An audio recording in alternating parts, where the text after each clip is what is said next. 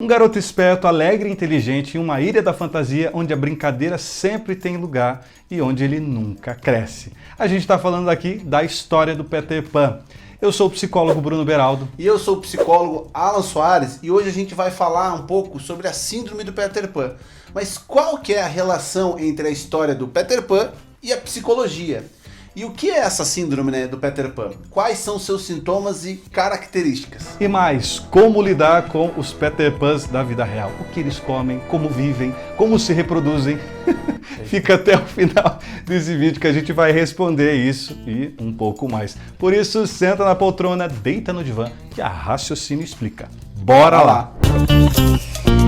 Raciocínio racional.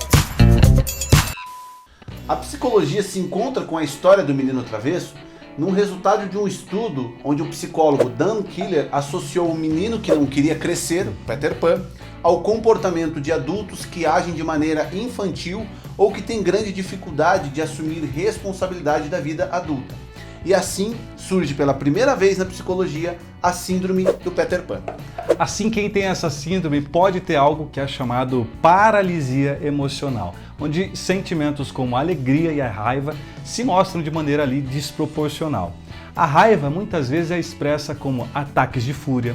A alegria assume a forma ali de histeria, a tristeza se manifesta ali como uma alegria forçada e a pessoa também faz ali várias brincadeiras também infantis. Você conhece alguém assim? Deixa aqui embaixo nos comentários, eu conheço alguém assim. São pessoas que também costumam ser muito impulsivas, como uma criança mesmo, né? Além disso, eles não assumem ou têm muita dificuldade ao encarar responsabilidades e é comum acabarem culpabilizando os outros em diferentes situações de suas vidas, como na esfera dos relacionamentos, situações familiares ou profissionais. Também tem uma grande dificuldade de se aprofundarem nos seus relacionamentos. Por isso é muito difícil conviver com quem não assume seus próprios compromissos. Você já se relacionou com alguém assim? Deixa aqui embaixo nos comentários, eu conheço alguém assim ou eu já me relacionei com alguém assim. Outra característica importante é que essas pessoas costumam ser muito dependentes dos outros, o que muitas vezes acaba camuflando, essa infantilização e permitindo que o vínculo ali se estreite. E vocês já sabem, que depois que o vínculo já está mais próximo, é muito difícil a separação, E para quem já convive com esse problema, o distanciamento já fica muito difícil, imagine para os pais de alguém que vive assim. Pois é, os pais acabam tendo ali muita dificuldade porque acabam virando ali o porto seguro desse filho e é comum que essas pessoas com a síndrome demorem para deixar a casa dos pais ou nunca saiam e mesmo em casa vive ali uma relação muitas vezes conflituosa, Pois é, no estudo o Dan, ele identificou que esses conflitos costumam ser em sua maioria com a figura do pai, E existe uma busca de acolhimento na figura da mãe. Uma ideia que corresponde ao cuidado materno da infância e a mãe é a figura de segurança, Nesse mesmo estudo, identificou que a prevalência dessa síndrome era em homens. Você tá falando sério? Ih, rapaz. Então você que é homem, fica ligado aí, hein? O que mostra que a relação pai, mãe e filho se alinham aí com a teoria ali freudiana. Sou foda! Do complexo de Édipo. E claro que se você ficou interessado em saber o que é complexo de Édipo, na teoria freudiana, deixa aqui nos comentários que a gente responde. E olha que interessante, O pesquisador, além de relatar essas características, ele definiu 7 traços do perfil psicológico de quem tem essa síndrome. A primeira delas é a paralisia emocional, que nós já mencionamos.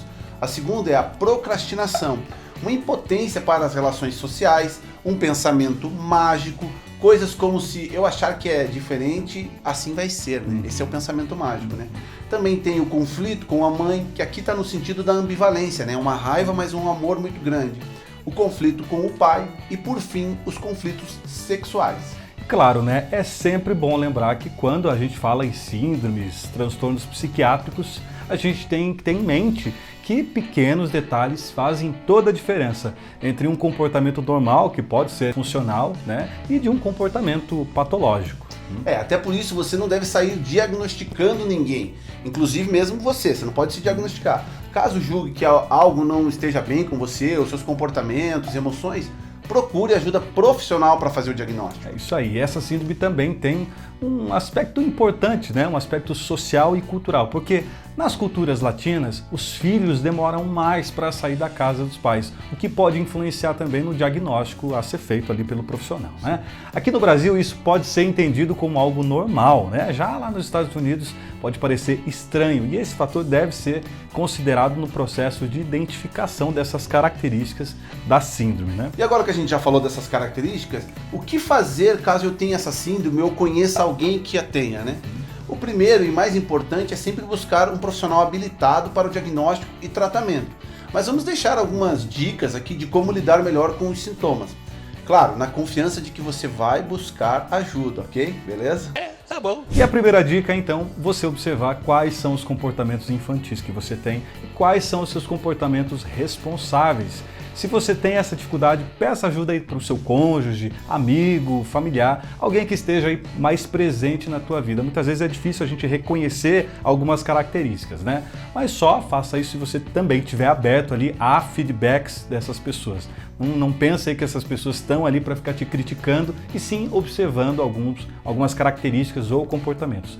Outra coisa importante é prestar atenção nas redes sociais, nos videogames, séries e por aí vai, né? Que podem estar muitas vezes dificultando você de levar ali uma vida social, de ter um trabalho ou de ter relacionamentos amorosos, né? Se comprometer nessas relações.